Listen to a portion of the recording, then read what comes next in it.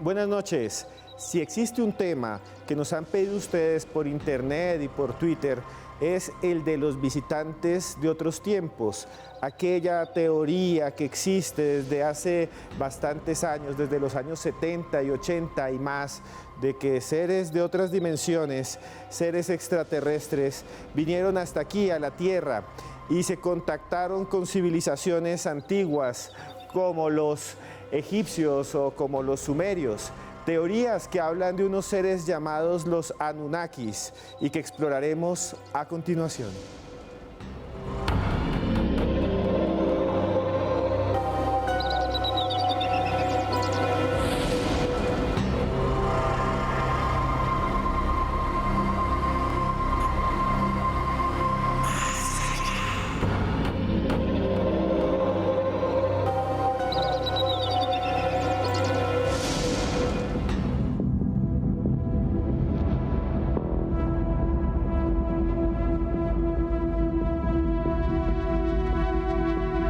Anomalías en el cielo, objetos inexplicables que rompen las leyes de la física, luces grabadas en todos los continentes. Objetos que conocemos como ovnis, cuya existencia ha sido reconocida por los principales gobiernos del mundo.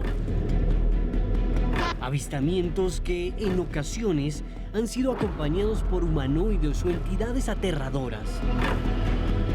Entidades que parecen ser similares a las representadas por antiguas culturas en pinturas rupestres y objetos de piedra y cerámica. Figuras enigmáticas que nos llevan a preguntarnos, ¿hemos sido visitados por seres de otros mundos en el pasado? ¿Astronautas alienígenas que pudieron modificar la historia?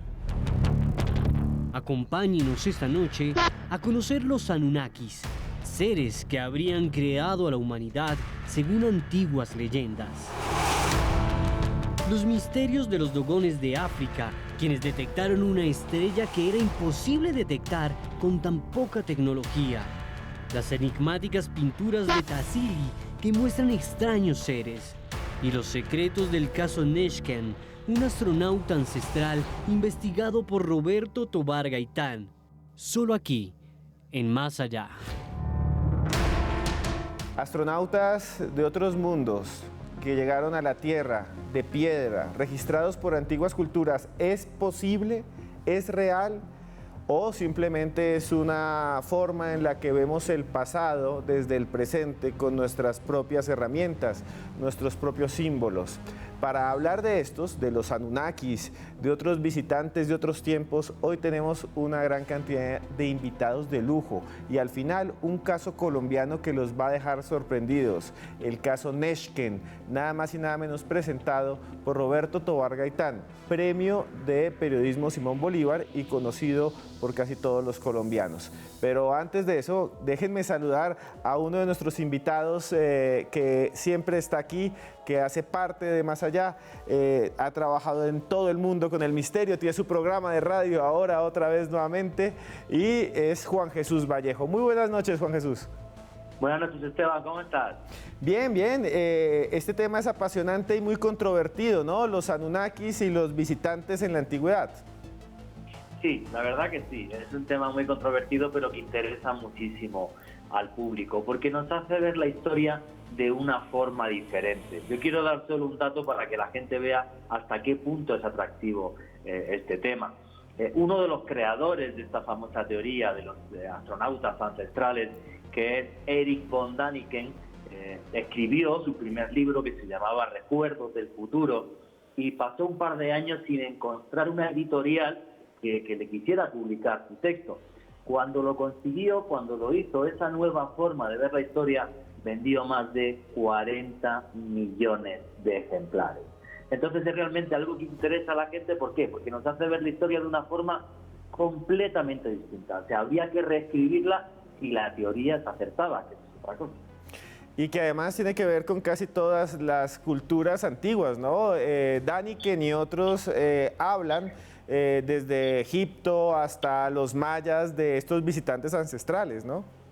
Bueno, es que están en las leyendas y están en los textos como una realidad inquietante. Si nos vamos, por ejemplo, al mundo del antiguo Egipto, se habla que antes de los faraones, quien reinaba eran los Sensu-Or, los hijos del dios Horus, del dios halcón, que eran capaces de volar y que eran auténticos dioses que estaban en la tierra. Eso desde el punto de vista religioso. Pero claro, eso sucedió hace miles de años. Si lo vemos desde nuestro punto de vista a día de hoy, que es lo que hizo von Däniken en sus libros, pues lo que puedes llegar a pensar es, ahí va, y si estos hijos de Horus realmente existieron y lo que fueron es seres de otros mundos y se dice que volaban porque iban en naves, esto es lo que nos hace replantearnos la historia. Pero no solamente se da en Egipto, se da en la antigua Sumeria, se da entre los mayas con el dios Kukulcán, se dan infinidad de culturas en el mundo donde aparecen estos seres que bajan del cielo a la tierra, incluido en la Biblia, cuando se habla de los ángeles caídos y aquellos ángeles también que vinieron hasta la tierra y se aparearon con las mujeres más bellas. O sea, es un relato que se repite una y otra vez en infinidad de culturas en la tierra. Y esos relatos son muy interesantes, y en México tenemos nada más y nada menos que un investigador también del fenómeno OVNI, de estos temas, que va a estar esta noche con nosotros, el señor Johanan Díaz. Johanan, muy buenas noches. ¿Qué tal? Buenas noches, Esteban. Un gusto saludarlos. ¿Cómo están? Bien. Johanan, hay un tipo de creencia que ha surgido o de culto alrededor de los Anunnaki. ¿Usted qué piensa de esto? En redes sociales hay un montón de youtubers que afirman que existen y los ven como una gran conspiración. Así es, y bueno, pues hay quienes aseguran incluso que están a punto de regresar a través del planeta Nibiru, que estaría ya muy cerca, incluso muy cerca de nuestro planeta, incluso ya dentro de nuestro sistema solar.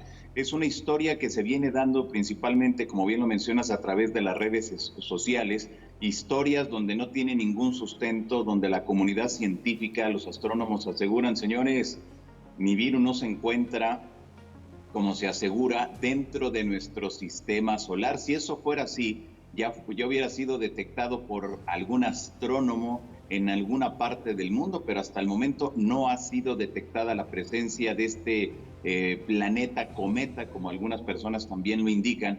Pero entonces nos damos a la tarea de darle seguimiento, y es cuando encontramos que son muchas historias, son hipótesis de trabajo que se vienen desarrollando desde hace mucho tiempo, pero que estarían entonces esas entidades que se aseguraría que estarían aquí en la Tierra desde hace 475,000 años, que habrían creado a la especie humana con un fin que es como esclavos para sacar algunos minerales que a ellos les interesaban. Entonces es algo muy interesante todo esto, porque nos damos cuenta que cuando no se conoce la historia, cuando no se conocen los datos, bueno, caemos en algunos errores que después con el tiempo, ahora con las redes sociales, se magnifica y pensamos historias fantásticas y extraordinarias en torno pues a estas entidades.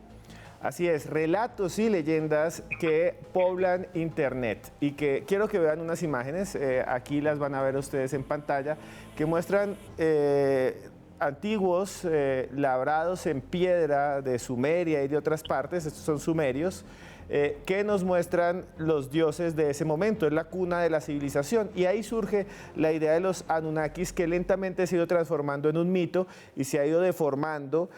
Para los que nos ven, sea en YouTube o en televisión, pues esta es mi posición, se ha ido deformando como una leyenda y se ha vuelto como una teoría pseudocientífica conspiranoica, pero en el fondo hay que ver que hay algo de realidad y que es extraordinarias estas narraciones, y para eso están Juan G. y Johanan, que conocen más de este tema.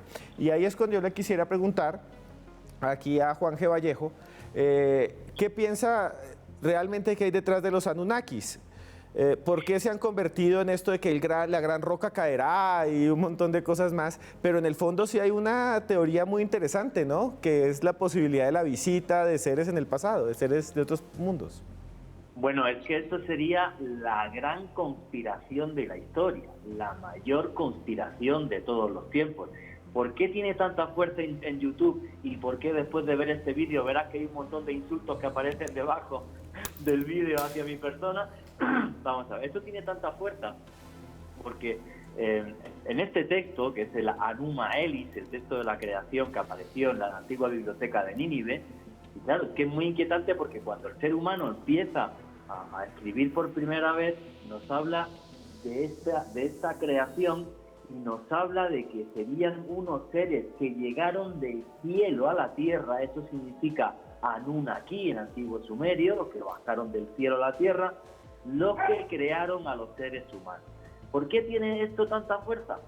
Claro, porque simplemente nos está diciendo, oye, imaginaros que Dios no existe, que simplemente somos unos experimentos, que hace más de 400.000 años llegaron aquí a la Tierra unos seres, y eso está reflejado en estos textos sumerios, y vosotros los seres humanos no sois más que una modificación de los antiguos neandertales, para que fuerais más inteligentes y pudierais trabajar como esclavos. Claro, esto es un bombazo, o sea, en el sentido de, Dios mío, nos tocaría reescribir todo.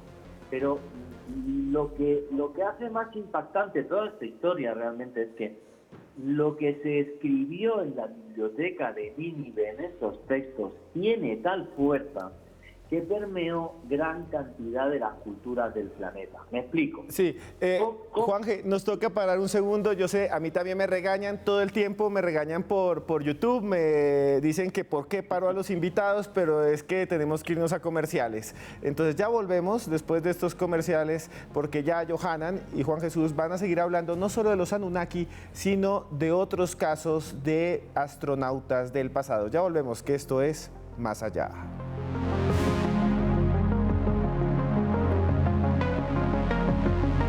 Continuamos en Más Allá, en esta noche en la que hablamos de los astronautas del pasado y de los Anunnaki. Y para eso estamos con Juan Jesús Vallejo y Johanan Díaz. Y yo les dije antes de los comerciales que Juan Jesús iba a terminar su intervención y lo que nos estaba contando. Juan Jesús, Juanje, qué pena haber interrumpido, pero así son los comerciales. Si concretamente nos puedes contar lo que estabas diciéndonos sobre estos mitos y cómo se extienden en el espacio y el tiempo en muchas culturas, en muchas religiones, y volvemos para hablar de un caso increíble. Sí, es que, vamos a lo que quería decir, es que en esos textos de la creación, en el Enuma Elish, pues aparece, por ejemplo, el diluvio universal, que es algo que se refleja no solamente en la Biblia, sino en más de 500 culturas del planeta. Lo que pasa es que el verdadero nombre de Noé es Tiusudra. Eso es la primera vez que se escribe el mito del diluvio. Entonces, claro, es un texto que tiene una gran fuerza, no solo por estos seres que bajan, que es algo que también luego se repite en la Biblia, con el tema de los ángeles que vengan a mezclarse con las hembras humanas, sino que además mitos como es el caso del diluvio, o que los dioses o Dios hicieran al hombre de barro. Hasta el primer hombre, que se llamaba Adamo, es muy similar obviamente al nombre de Adán. Entonces, claro, son unos textos y es una historia que se escribió hace muchos miles de años, pero tuvo tal fuerza que fue capaz de expandirse por absolutamente todo el mundo. Bueno, Juanje, y hay lugares del mundo a donde no llegó en su momento la Biblia, no hubo la evangelización, grupos que estaban separados unos de otros durante miles de años, y uno de esos grupos son los dogones de África. Y en los dogones de África, varios antropólogos encontraron unas leyendas impresionantes, leyendas que los conectaban con el cielo, con las estrellas, leyendas que hablan de cómo funcionaban los astros que ni siquiera podían ver. Y esta es la historia.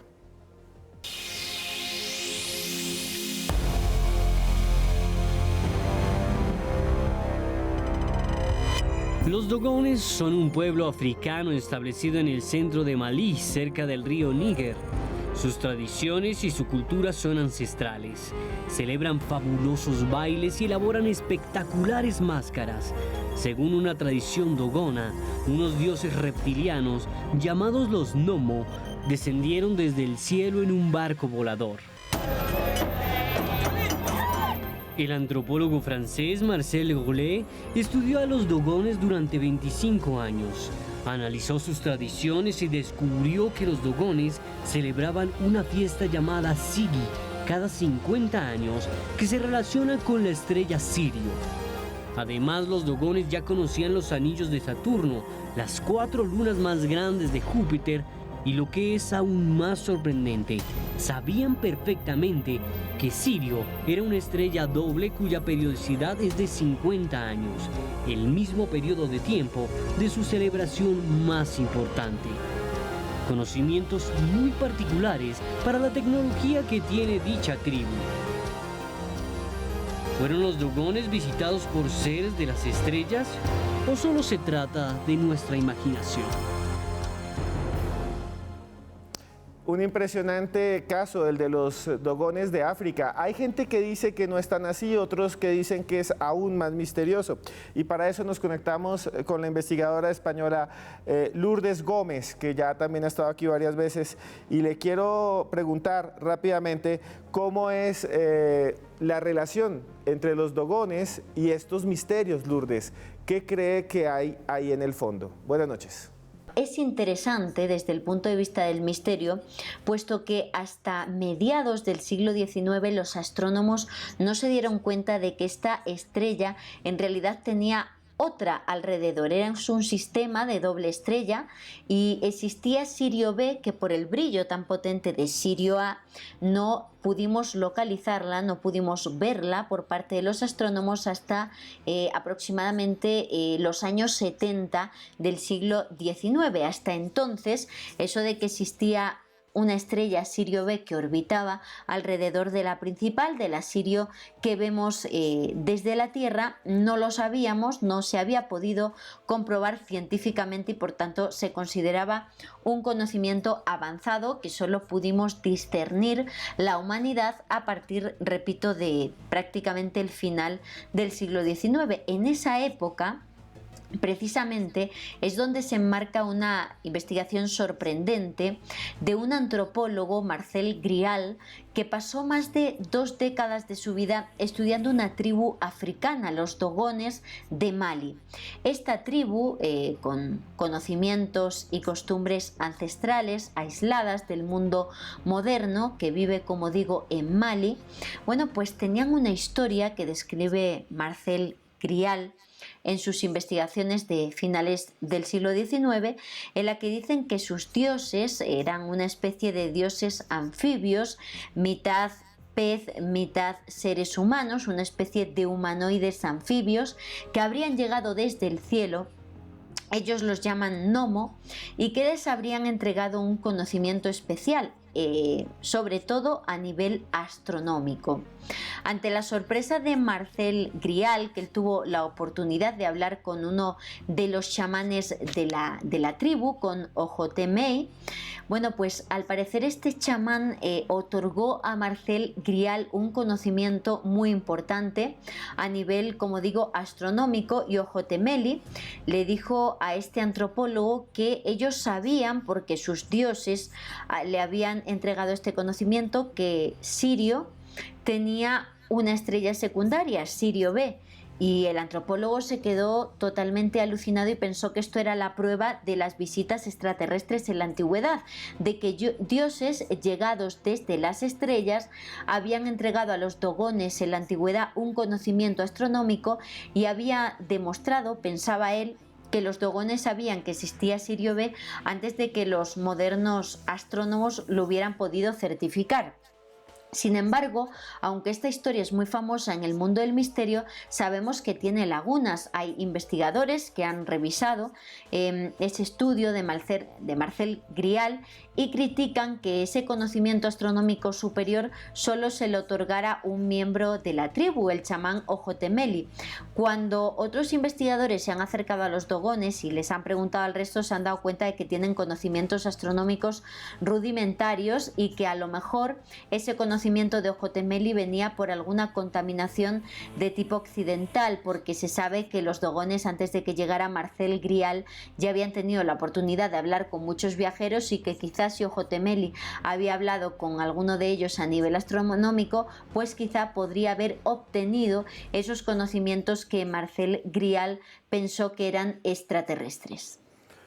Muchas gracias, Lourdes, por estar con nosotros. Y quiero preguntarle de una vez a Johanan Díaz, ¿qué piensa de este caso, por ejemplo, de esos casos astronómicos que también se ven en algunos grupos de México, ¿no? Así es, sí, efectivamente, en la República Mexicana, la mayoría de las culturas antiguas tienen un vínculo directo con las estrellas, tienen un vínculo directo con los planetas, a pesar de que en esos momentos no se conocía un 100%, pero te puedo decir que hay muchas historias, muchas leyendas de los famosos dioses que estuvieron en territorio mexicano, que enseñaron cosas a esos primeros habitantes y después decidieron partir hacia sus lugares de origen, que eran las estrellas. Y déjame decirte que desde la zona norte hasta la zona sur de la República Mexicana podemos encontrar los famosos dioses que bajaron, que mostraron y dijeron cómo tenía la gente que sembrar, cómo cuidar a los animales y sobre todo algunos aspectos que son muy importantes como la medicina.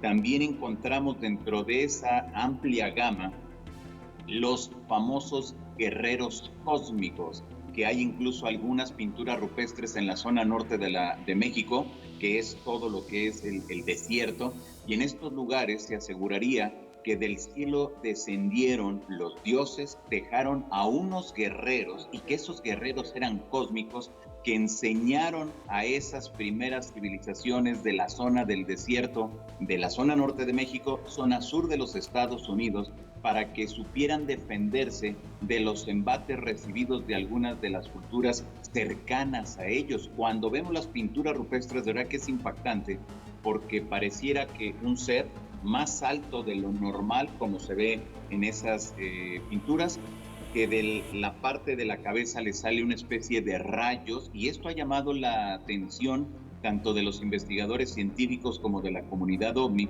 que le hemos dado seguimiento para entender qué es lo que sucede. Y en estas zonas, que eso es lo más impactante de esto, en estas zonas donde se hace referencia a estos guerreros cósmicos, encontramos la presencia de objetos voladores no identificados que van de la mano con las leyendas antiguas de la presencia de estos seres. ¿Será quizá entonces que en realidad en estos sitios se encontraba un hot spot, es decir, un lugar caliente donde son constantes los avistamientos de estos objetos, y que en ese marco, en esa instancias cuando se presentaban más estos objetos, aparecían estos famosos guerreros cósmicos? Es de pensarse, desde luego, no hay una evidencia contundente de que seres extraterrestres hayan estado interactuando en ese momento con la especie humana, pero lo que sí nos queda muy claro que están dentro de las historias, dentro de las leyendas, y que lo podemos corroborar con estas pinturas rupestres que se aseguraría por parte de las investigaciones que han realizado algunas universidades que va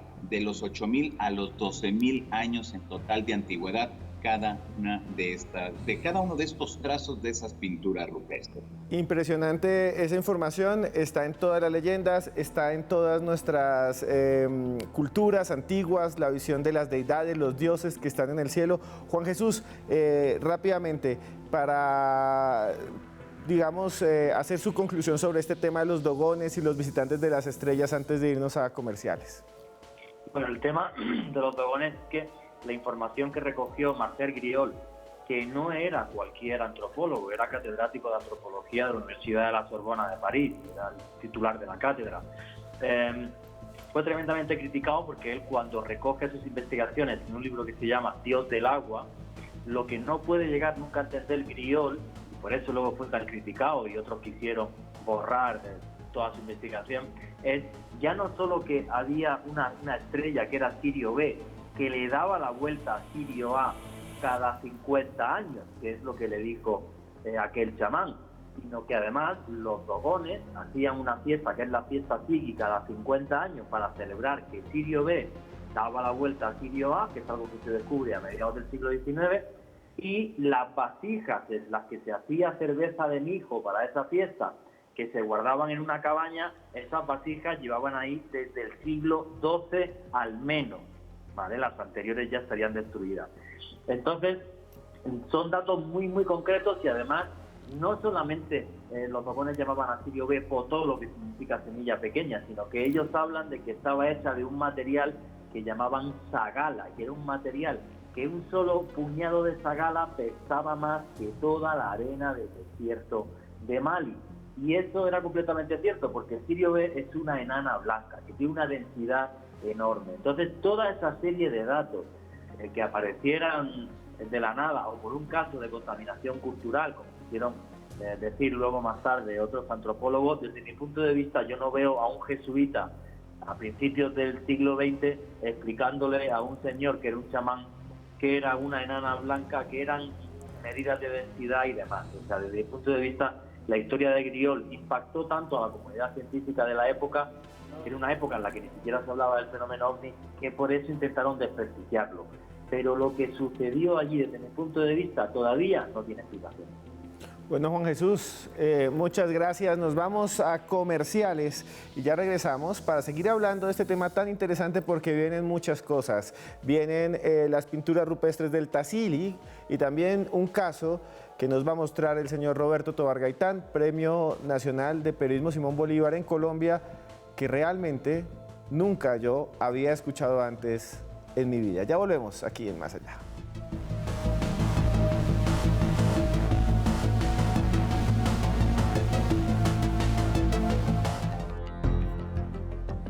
Continuamos en Más Allá y a esta hora saludamos a los que están en Twitter, Gata de Páramo, Lilizán, Edson Giraldo, No Más Yo, Nos Fregamos, hace rato no veía también Magno Emperador, Vlad, El Empalador. Saludamos también a todos los que nos ven por YouTube. Si usted nos ve por YouTube, aquí estoy leyéndole todo el tiempo los comentarios, también las quejas, y tratamos de mejorar. Y estamos aquí por ustedes. Saludos a los que están en Chile, Uruguay, mucha gente en México, mucha gente también que nos escribe desde Costa Rica, a todos los ticos un saludo, y República Dominicana, y sobre todo también pues a la gente de Perú y Colombia. Pues bueno, señores, hay un lugar en el mundo donde dicen que es la mayor cantidad, de pintura rupestre que hay desconocida. Es el Valle del Tassili, y lo están viendo. Y el Valle del Tassili queda en un país llamado Argelia.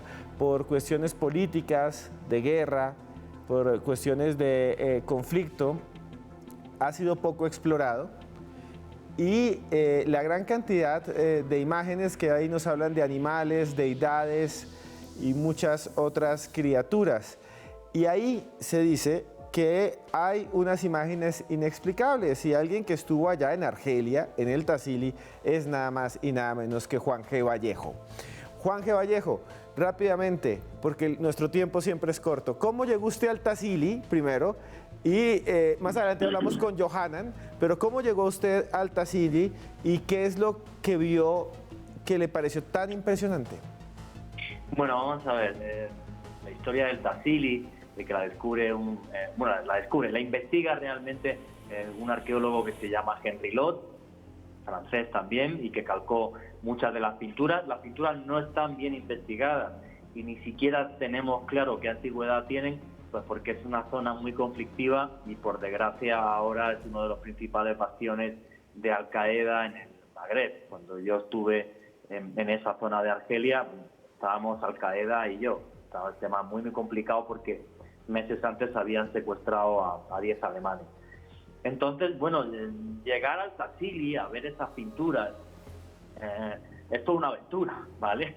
O sea, porque solo puedes ir andando con una cordada de asnos, de burros, para que les entren los cascos por los caminos, porque son unos caminos tremendamente estrechos y muy empinados. La entrada está por un monte que es el monte Tassilidet, que es una subida de entre 6 y 8 horas, y luego llegas a una meseta montañosa, que es como realmente estar en el planeta Marte. O sea, es una elevación que está a 1800 metros de altura y es enorme. Yo estuve caminando una semana por ella, pero puedes estar caminando muchísimo más. Y dentro de las miles y miles de pinturas rupestres, se estima que más de 20.000, hay unas muy intrigantes que las llaman las pinturas del periodo de las cabezas redondas, que supuestamente son las más antiguas, porque, repito, no sabemos qué antigüedad tienen. Los arqueólogos dicen que es fácil, que en torno a 12.000 años antes de Cristo, pero es un dato que no está corroborado, podrían ser más antiguas. Y ahí lo que vemos es escenas de cuando el Sáhara no era un desierto, sino que era un vergel y había todo tipo de animales, y luego vemos a unos seres que flotan ingrávidos y que tienen como una especie de escafandra.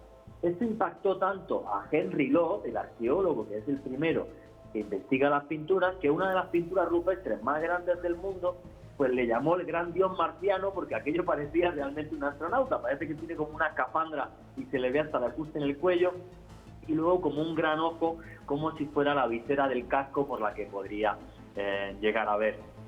Curioso, porque los tuaregs, que es la única etnia que vive en esa zona, llaman al lugar donde están esas pinturas Yabaren, que significa el Valle de los Gigantes. Entonces, lo más misterioso desde mi punto de vista para mí del Tassili es que más de 20 culturas africanas acudieron hasta el Tassili durante miles de años para hacer ceremonias en honor a sus dioses, como si este lugar fuera un lugar sagrado donde aconteció algo que no sabemos qué fue, porque esta gente no escribía, simplemente nos dejó aquellos dibujos que tanto nos impactan.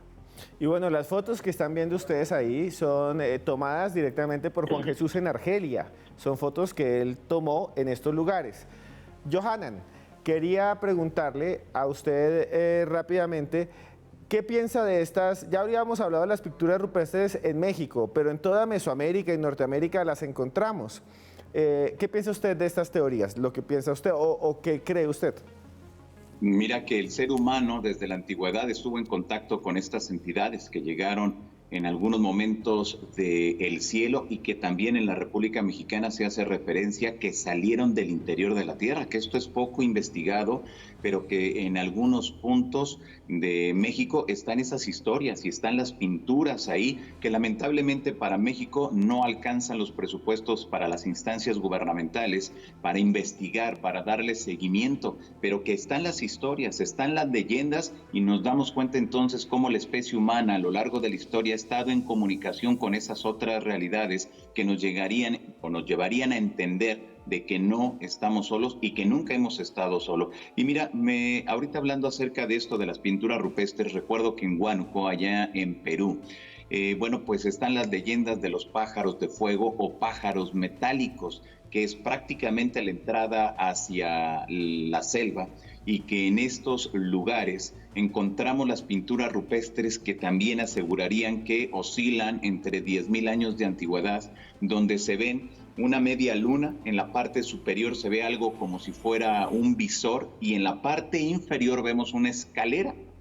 A un lado de ello vemos a seres con cabezas muy grandes que podríamos considerar que se tratan de seres quizá con un casco, y vemos del lado derecho, viendo así de frente esas pinturas rupestres, una serie de círculos que los investigadores locales asegurarían que era del lugar de donde provenían esas entidades llegadas en algún punto de la historia, ahí a Huánuco, en el Perú. De Lima a Huánuco se hacen 8 horas en transporte público y nos damos cuenta entonces que es cuando buscamos por todas partes del mundo, están las evidencias, por todas partes del mundo encontramos referencias a esos seres que llegaron del cielo o que salieron del interior de la tierra o de alguna oquedad de la tierra y que estuvieron en contacto con los seres humanos para mostrarnos algunas cosas que en ese momento eran importantes para la especie humana. Y no olvidar la zona norte, la zona del desierto en México, de los famosos guerreros cósmicos que llegarían entonces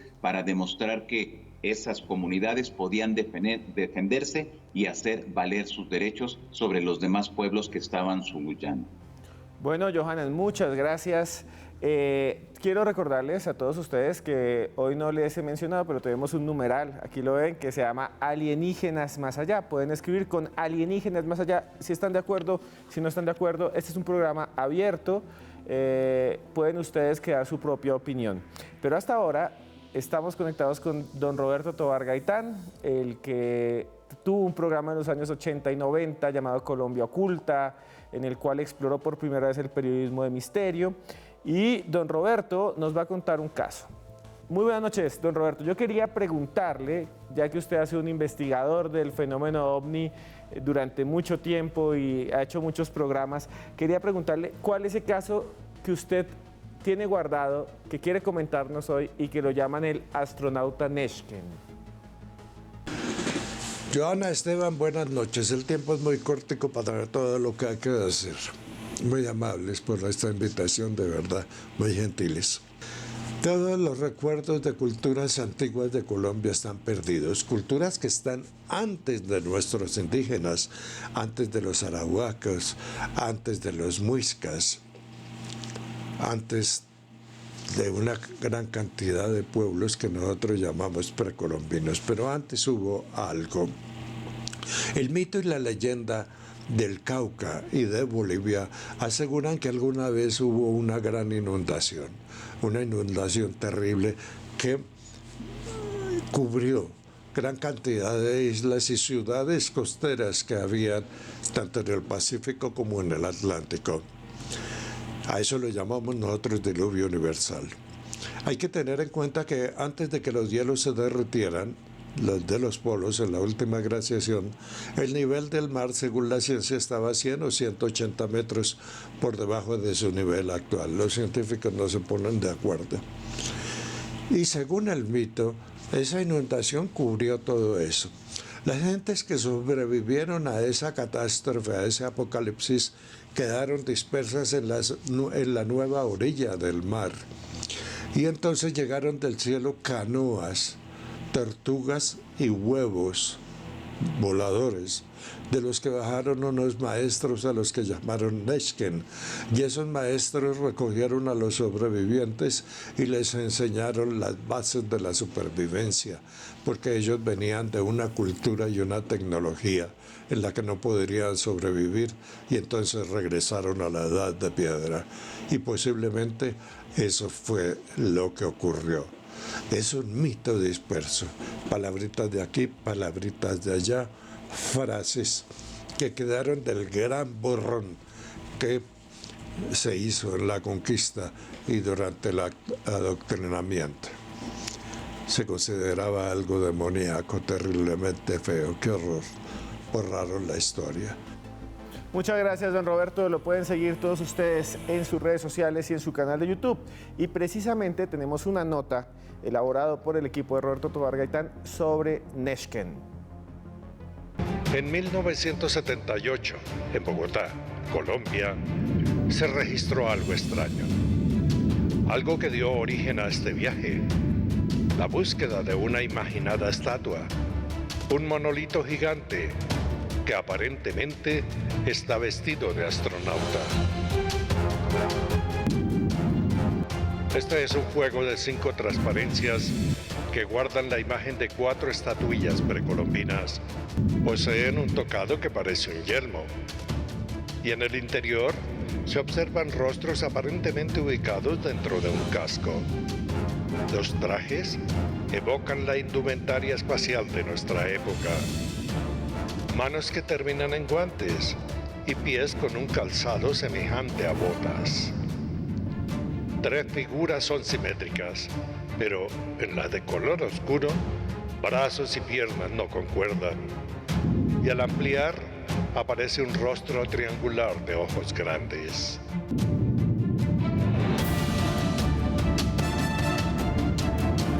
Al indagar sobre estas imágenes, encontramos que en la narrativa indígena solo hay una referencia.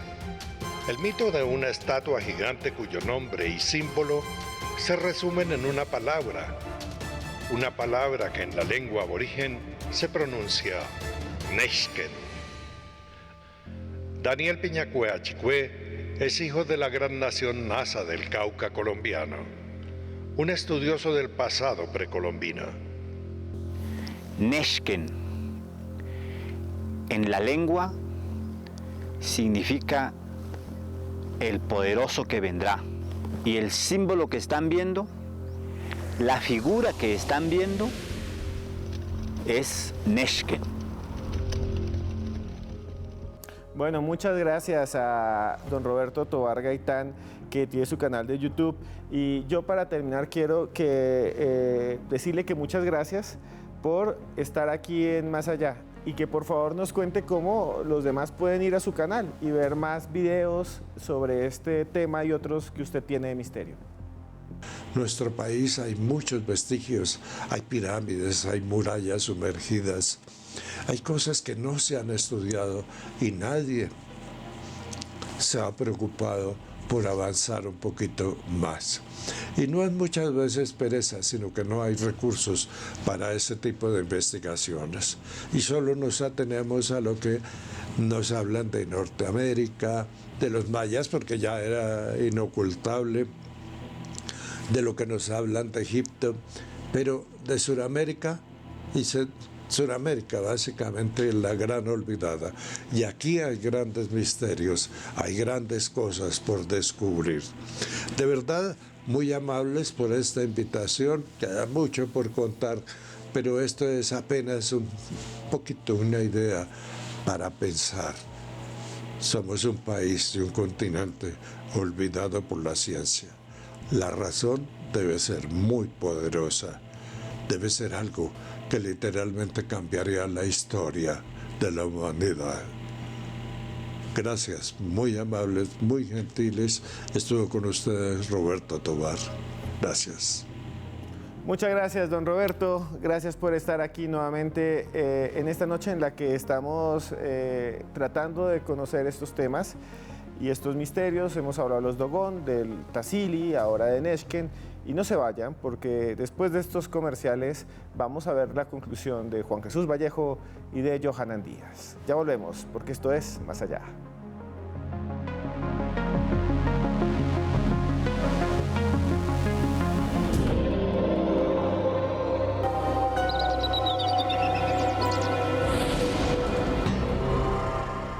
Y continuamos en esta noche en la que hablamos de Anunnakis y visitantes de la antigüedad con Johanna Arenas y su sección Más Allá Plus. Muy buenas noches, Johanna.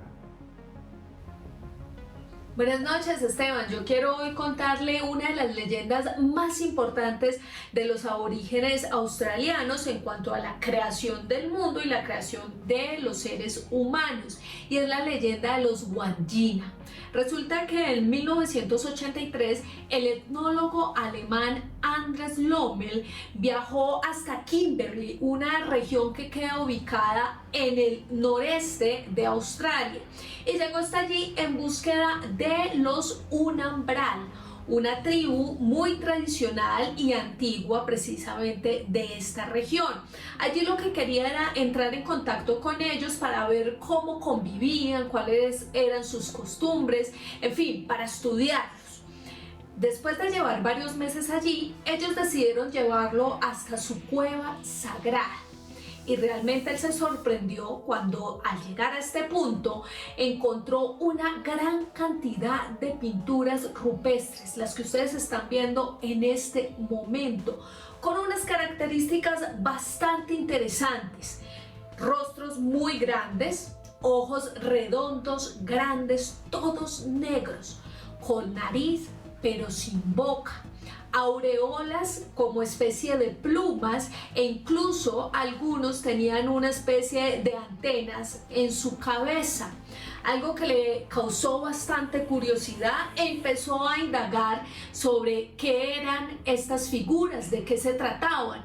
A lo que los Unambran le contaron que estas figuras eran los Wandjina, los cercanos al agua, una especie de dioses que habían descendido de las nubes y del cielo, que habían creado el mar, la tierra, y también habían creado a los seres humanos, que los habían creado a ellos, además trayéndoles civilización y progreso a su comunidad.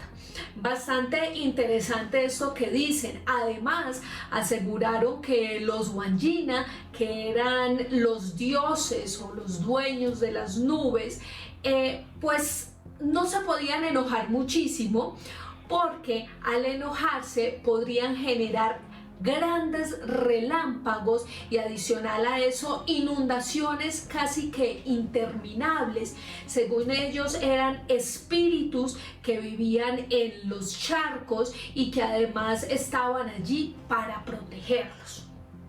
Claramente esta historia se empezó a conocer después alrededor no solo de Australia sino del mundo, y muchísimas son las especulaciones precisamente sobre esas figuras. Aquí lo curioso es que se ha tratado de investigar cuántos años tienen esas pinturas rupestres y adicional quién pudo haberlas realizado, y hasta el momento ningún estudio lo ha podido determinar. Los Unambral, esta tribu, aseguran que las figuras fueron realizadas por los mismos Wandjina, que dejaron ahí plasmado su espíritu para proteger y guiar a la comunidad. Es bastante interesante esta historia. Ellos, por supuesto, siguen creyendo que los Wandjina son los creadores del universo, de la Tierra y, por supuesto, de los seres humanos. Así como estas, hay muchísimas otras historias alrededor del mundo. Ustedes, Esteban, quizás puedan seguir hablando un poco más de esta leyenda, la leyenda de los Wandjina. No sé si tienen otros datos para complementar un poco la historia. Nosotros por lo pronto nos vemos en 8 días con otro Más Allá Plus. Un tema muy interesante, el de los Wandjina. Gracias, Johanna. Y quiero, ya estamos terminando el programa, que Juan G. Vallejo nos dé su conclusión final, su resumen, cómo lo buscan, usted que es un hombre tan buscado en redes, Juan Jesús, cómo lo encuentran y este es su momento. ¿Cuál es su conclusión y dónde lo consiguen? Bueno, pues para cerrar, lo que me parece tremendamente inquietante es que en muchísimas culturas de la antigüedad el comienzo de los tiempos se relata igual, con la visita de seres que venían desde el cielo, de seres que venían del cielo y que convivieron con los humanos, como si realmente las historias antiguas quisieran plasmar un momento histórico en el que hombres y dioses caminaron juntos por encima de la tierra. Y eso pasa desde la Biblia, Australia, como hemos visto, Argelia, Mesoamérica, en infinidad de lugares del planeta. Y sí me parece un tema digno de estudio, y además me inquieta mucho, porque hace 10, 15 mil años no había cámaras de fotos, pero lo que nos dejaron dibujadas los chamanes sobre esas leyendas, pues refleja la imagen de lo que sería hoy día un visitante de otro mundo, tal y como nos lo describen los testigos. Esto me parece tremendamente inquietante y algo digno de estudio. Y los que me quieran seguir, muy fácil, pues en Twitter, Juan G. Vallejo, @JuanJE.Vallejo, y en Instagram y Facebook como Juan Jesús Vallejo. Muchas gracias, Juan G., por estar acá. Johanna, rápidamente, ¿cuál es su conclusión final? Ya para terminar, brevemente, porque se nos va el tiempo. Como bien se ha mencionado aquí en esta emisión, muchas historias todavía siguen al pendiente, están ahí prestas para que sean contados esos incidentes, esos casos. Así que bueno, pues abocarnos a darle seguimiento muy puntual a cada uno de esos incidentes. Bueno, me encuentran a través de Twitter como Johanan Díaz y bueno, pues en todas las redes sociales estoy como Johanan Díaz. Así que bueno, pues ahí los espero. Muchas gracias, Johanan. Gracias por estar ahí. Y ustedes también por seguirnos todos los domingos en la noche en Más Allá y en YouTube. Y por escribir tantos comentarios. Hoy no pudimos leerlos ni hacer preguntas. Quería decirles que este tema me parece muy interesante. Hace parte, como dice Juan Jesús, de la historia de la humanidad, de las leyendas, de los mitos. Nada se ha podido comprobar. Nada se ha podido de alguna manera decir esto sucedió así. Sin embargo, están allí. Y este tema está en todas partes y vale la pena tomarlo aquí en Más Allá. Y nos vemos en 8 días otra vez. Y no olviden que por más lejos que andemos, siempre habrá un más allá.